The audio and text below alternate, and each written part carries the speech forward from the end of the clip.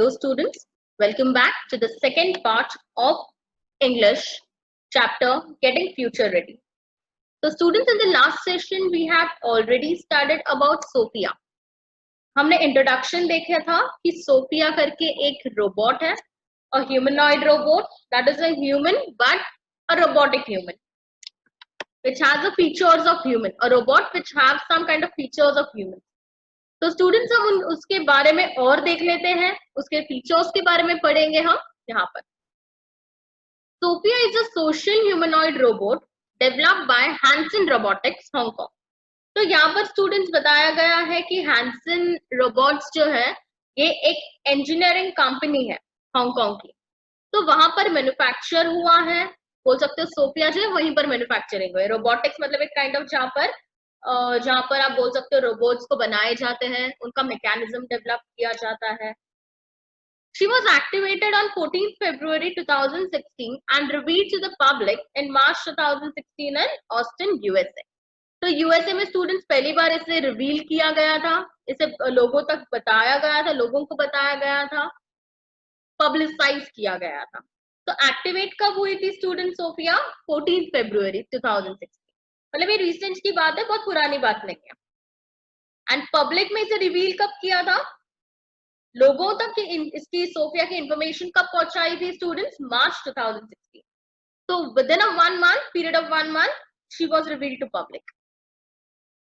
Sophia can display more than 50 facial expressions, imitate several human gestures and hold a simple conversation. तो Sophia की क्या abilities है students? जैसे हम facial expressions बनाते हैं, facial expressions in terms of like if you are angry you make an expression of such. अगर आप खुश हो तो आप अलग आपके एक्सप्रेशन बनाते हो। तो ऐसे ह्यूमंस के बहुत ज्यादा एक्सप्रेशंस होते हैं।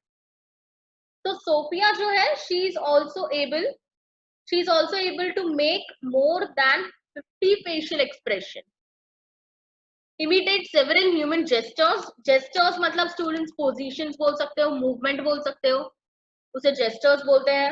तो जैसे ह्यूमंस कहीं खड़े हैं, फोल्ड करके बैठे हैं, पैर फोल्ड करके बैठते हैं, फिर हम हमारे हाथ ऊपर ऐसे करते हैं, तो अलग अलग काइंड ऑफ जेस्टर्स होते हैं हमारे, तो वो भी सोफिया अच्छे से परफॉर्म कर पाती है।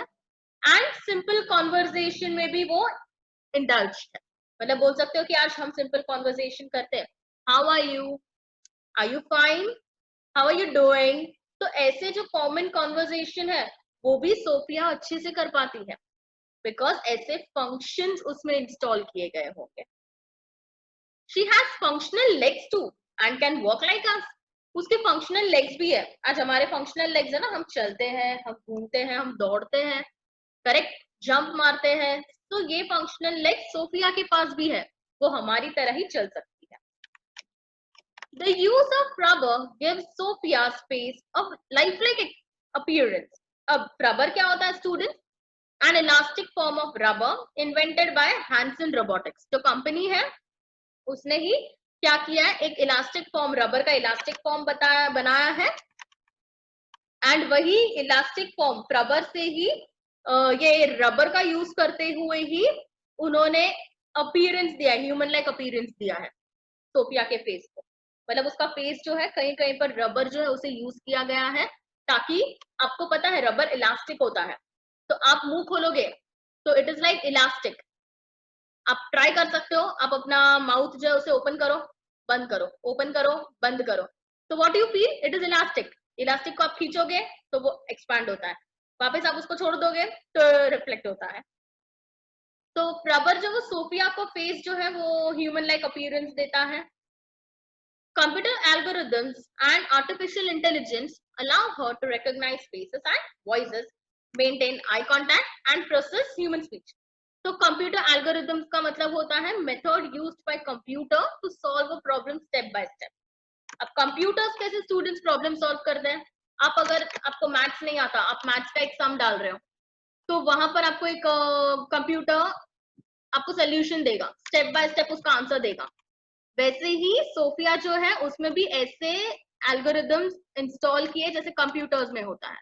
तो आप उसके साथ बात करोगे तो उसके माइंड में प्रोसेसिंग चलता है, आप उससे क्वेश्चन पूछोगे कि this plus this is equal to this, how come, तो वो पूरे स्टेप्स आपको बताएगी, तो उसके माइंड में ये प्रोसेसिंग फिट किया होता है जिससे वो क्या करेगी, वो स्टेप बाय स्टेप प्रॉब्लम को सॉल्व करेगी। एंड आर्टिफिशियल इंटेलिजेंस मतलब आर्टिफिशियल है स्टूडेंट्स, रोबोट में कभी भी नेचुरल इंटेलिजेंस नहीं होता। आज हमारा बर्थ ह्यूमंस है, ह्यूमंस का बर्थ होता है तो इंटेलिजेंस ऑलरेडी इंस्टॉल्ड होता है जब हमारा बर्थ होता है, लेकिन रोबोट्स जब बनाते हैं तब उनमें आर्टिफिशियली अंदर डाला जाता है नॉलेज, एंड ये नॉलेज एंड एल्गोरिथम के वजह से वो फेसेस एंड वॉइसेस को रिकॉग्नाइज कर सकती है, आई कांटेक्ट बना सकती है, दैट इज आप उसके सामने अगर सोफिया के सामने आप खड़े रहोगे तो आप उसकी आंखों में डाल के आप बात कर सकते हो, आई कांटेक्ट बना सकती है वो, एंड ह्यूमन स्पीच भी दे सकती है, प्रोसेस ह्यूमन स्पीच भी दे सकती है, एंड ह्यूमंस जो बोलते हैं उसे वो अंडरस्टैंड भी कर सकती है, वो समझ सकती है।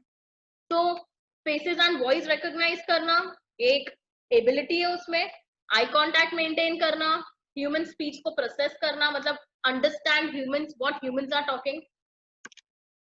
Sophia was conceptualized by David Hansen as a companion for the elderly in nursing homes and as a guide at large public places and events.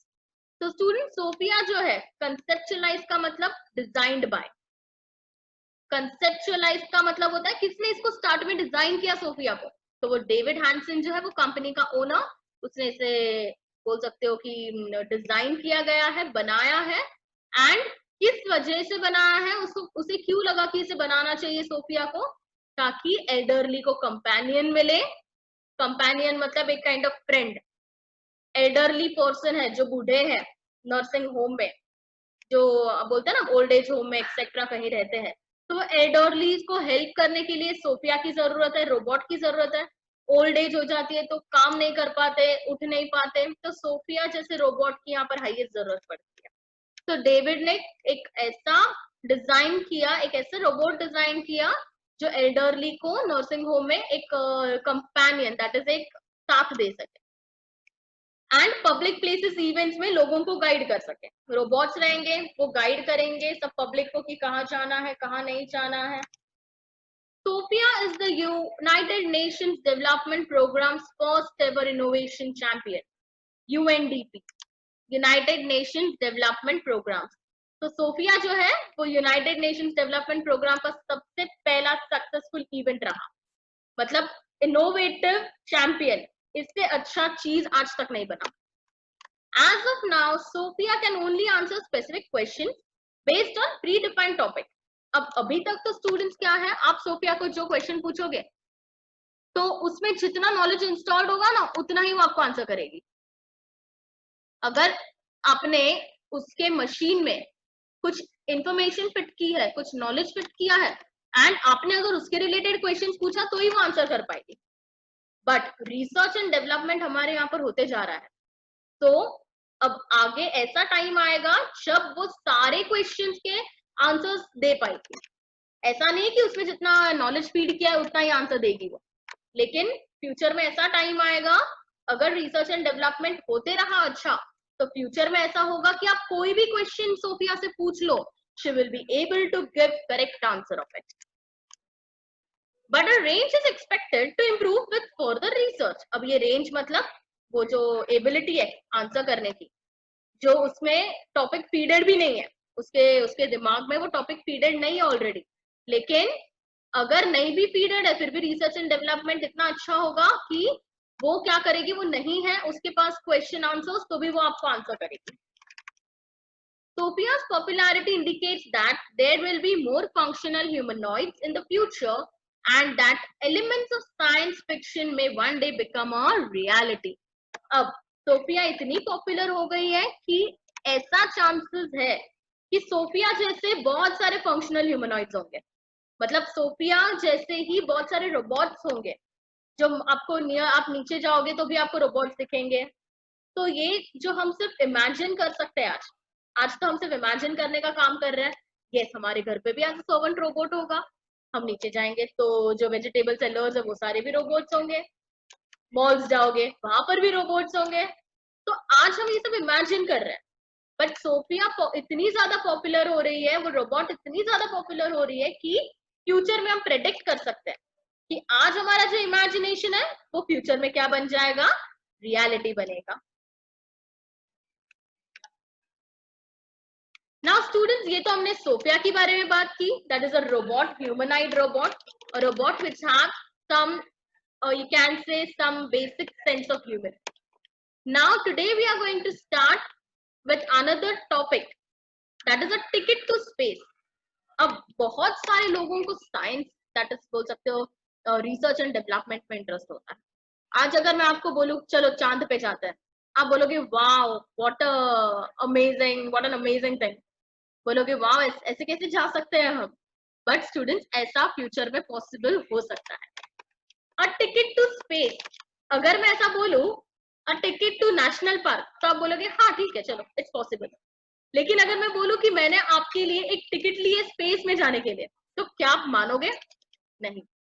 तो स्टूडेंट्स, ये क्या है, ये कोई स्टोरी नहीं है, ये क्या है, ये काइंड ऑफ बोल सकते हैं कि ये रियलिटी है, आपके ड्रीम्स है कि दूसरे प्लैनेट पे जाना है आपको, आपको मार्स पे जाना है, आपको मून पे जाना है, मून पे घर खरीदना है, वहां पर सेटल होना है।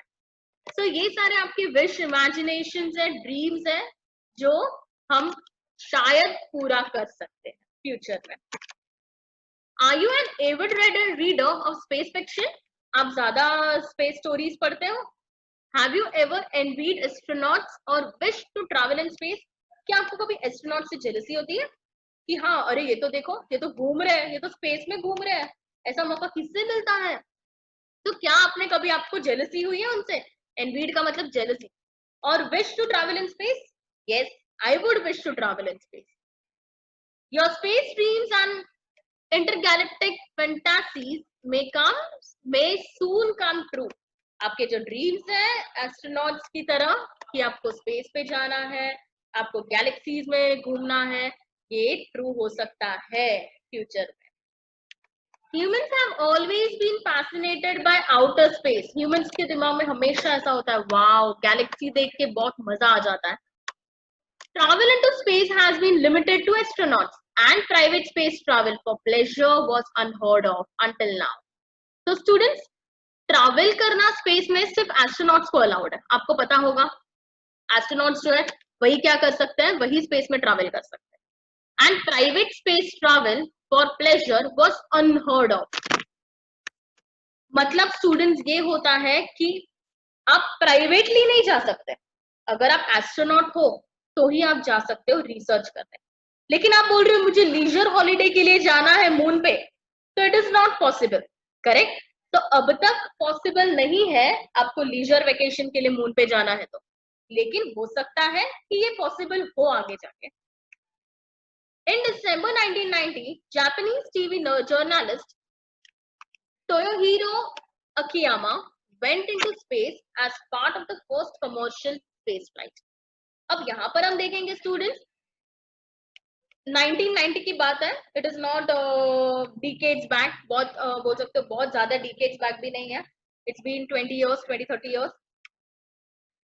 तो दिसंबर 1990 की बात है, जापानीज टीवी जर्नलिस्ट, जर्नलिस्ट होता है ना जो टीवी के लिए न्यूज इकट्ठा करता है, यस, तो जापान का है ये पर्सन टोयोहिरो अकियामा। वो कहाँ गया? स्पेस में गया as a part of first commercial space flight. Space flight मतलब आप बोल सकते हो कि जो स्पेस होती है, प्राइवेट व्हीकल्स जो स्पेस में जाते हैं, तो वो एक पार्ट था एंड वो सबसे पहला जर्नलिस्ट था जो स्पेस में गया। अब वो वहां पर सेटल हुआ students, he gave the live reports for a week from the mid space station. अब ये मिड स्पेस स्टेशन कहाँ आया स्टूडेंट्स? ये मिड स्पेस स्टेशन जो है ये रशिया का है। तो वो रशिया के स्पेस स्टेशन में जाके रुका। आपको पता है ना यूजुअली सब कंट्रीज के स्पेस स्टेशन होते हैं, तो वहां पर जाके वो एक वीक रहा एंड एक वीक उसने लगातार रिपोर्ट्स भेजे, लाइव रिपोर्ट्स भेजे कि यूनिवर्स में क्या हो रहा है, गैलेक्सीज में क्या हो रहा है, क्या नहीं, क्या कौन से एस्टेरॉइड्स दिख रहे हैं, कौन से प्लैनेट्स दिख रहे हैं, सारा उसने लाइव रिपोर्ट दिया। However, the first amateur to pay for the flight into space was Dennis Tito, a US engineer and businessman. So students, ये जो है आपको सेकेंड इमेज दिख रहा है, ये टोयोहिरो अकियामा है, जापानीज जर्नलिस्ट, एंड ऊपर जो है वो डेनिस टिटो है। तो पहले हमने टोयो हीरो के बारे में देखा, अब हम डेनिस टिटो के बारे में पढ़ेंगे। द फर्स्ट amateur टू पे for the flight into space, मतलब ये जो है इसने क्या किया, इसने सबसे पहले पैसे देके वो स्पेस में गया। आपको समझ रहा है, आप पैसे देके जैसे आप ट्रैवल करते हो फ्लाइट में, वैसे यहाँ पर ये इसने क्या किया स्टूडेंट्स, इसने जो है इसने पैसे दिए, he paid for the flight to space. However, a US engineer and businessman, अब ये जो डेनिस टोटो है ये कौन है, ये इंजीनियर है, ये बिजनेसमैन है। He became the first space tourist or citizen explorer by visiting International Space Station for 7 days in 2001. So students, ये पैसे देके वहां विजिट करने गया, अलाउड नहीं था, लेकिन काइंड ऑफ बोल सकते हो कि इसने पैसे दिए थे and he wanted to visit, ये टूरिस्ट बन गया। टूरिस्ट कैसे बोल सकते हैं स्टूडेंट्स, बिकॉज वो वहां पर घूमने गया है, करेक्ट। वो वहां पर क्या क्यों गया स्टूडेंट्स, वो वहां पर घूमने गया है स्पेस में, एंड उसने पे करके अपनी सीट बुक की है। वो एक स्पेस टूरिस्ट बोला जाता है। And citizen explorer, citizen explorer मतलब वो एक सिटीजन है, वो एक नॉर्मल पर्सन है, लेकिन वो एक एक्सप्लोरर है जिसे स्पेस को एक्सप्लोर करना है। He is not an astronaut. तो वो वहां इंटरनेशनल स्पेस स्टेशन पे रहा एंड 7 दिन तक वहीं पर रहा। 2001 की बात है स्टूडेंट्स।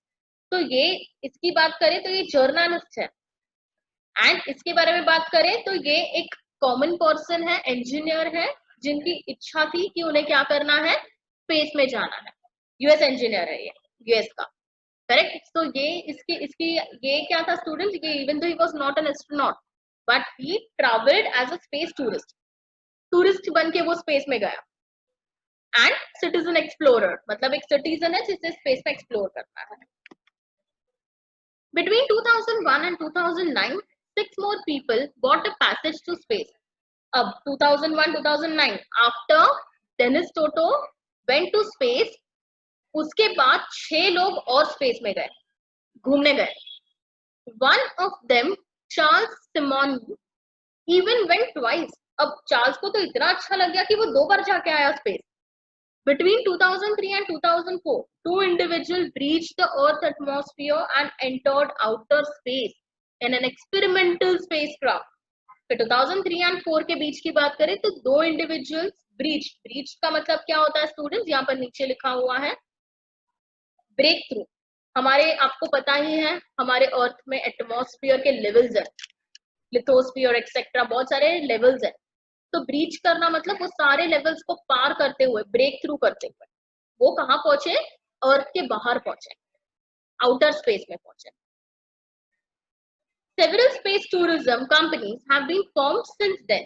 फिर जैसे आपको पता है स्टूडेंट्स, हम आज कहीं पर हमको घूमने जाना है, हमको कहीं नेपाल जाना है, यहाँ जाना है, तो टूरिस्ट कंपनीज होती है, वो आपको क्या करती है, टूरिज्म की किट प्रोवाइड करती है कि आप हमारी तरफ से जाओ, हम फ्लाइट बुक करके देंगे, हम होटल्स बुक करके देंगे एक्सेट्रा, जैसे महिंद्रा है, बराबर। तो ऐसे टूरिज्म जैसे यहाँ पर है, वैसे ही स्पेस में ट्रैवल करने के लिए बहुत सारी टूरिस्ट कंपनीज एस्टैब्लिश हुई, टूरिज्म कंपनी, कि हाँ अगर आपको आज समझो आपको स्पेस में जाना है, तो यहाँ के ट्रैवलर्स जो है, दीपाली ट्रैवलर्स एक्सेट्रा, ये सारे आपको हेल्प नहीं करेंगे। आपको कहाँ जाना पड़ेगा, स्पेस टूरिस्ट कंपनीज जो है वहां जाना पड़ेगा। वहां पर आपको बोलना पड़ेगा कि मुझे स्पेस में जाना है, तो उन लोग आपके लिए अरेंज करेंगे सब कुछ। So several space tourism companies have been formed since then with an aim to facilitate private space exploration for a hefty fee.